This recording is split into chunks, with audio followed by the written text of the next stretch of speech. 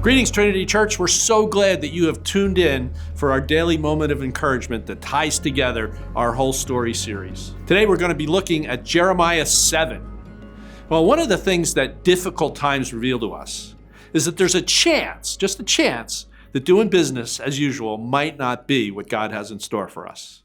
We've already seen in these really turbulent times, we become dependent on so many things that we should never have been dependent upon.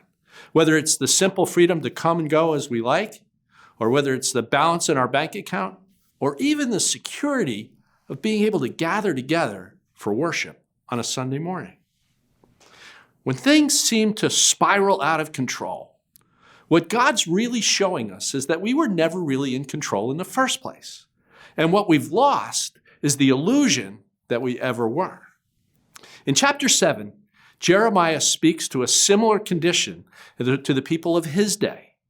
And there are a couple of critical things that Jeremiah calls to our attention, and I want to share those with you this morning.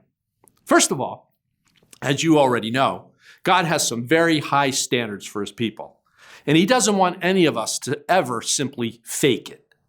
He says to his people, "Do not trust in deceptive ways. If you really change your ways and your actions and deal with each other justly, then I will let you live in this place." If we're his people, called by his name, then we have got to start living like it. There's a wonderful story that comes out of the time of Alexander the Great. There was a young boy who was so anxious to serve in the military, so anxious to be part of the great Alexander's army, that he ran away from home and joined the army. But when he saw this first fighting, he got so scared that he ran away. He got captured and brought back on charges of cowardice and desertion. And he was brought before the great Alexander himself. One thing that Alexander couldn't stomach was cowardice in any fashion. And when he heard the charges, he stood up and stood before the trembling boy and he said, "What is your name?" The boy, trembling, said, "Alexander." He goes, "I can't hear you. What's your name?" And the boy said, "Alexander." And Alexander walked down, towering over the boy, and he said, "Young man, change your behavior or change your name." If we're carrying the name of Jesus Christ, our behavior has got to be consistent with his name so that the world will know to whom it is that we belong. The second thing that Jeremiah shows us is that religion gave the people of his time a false sense of security. Verse 8 reads, but look, you're trusting in deceptive words that are useless. So many in our day and age are trusting in deceptive words. They're trusting in the things of man. They're trusting in our positions. We're trusting in our bank accounts. We're trusting in our home security systems. Some of us trust in our relationships. Some of us are trusting in our church. Whenever we put our trust in anything short of Jesus Christ, we're building a false sense of security. We need to put our trust in him and follow him wherever he leads.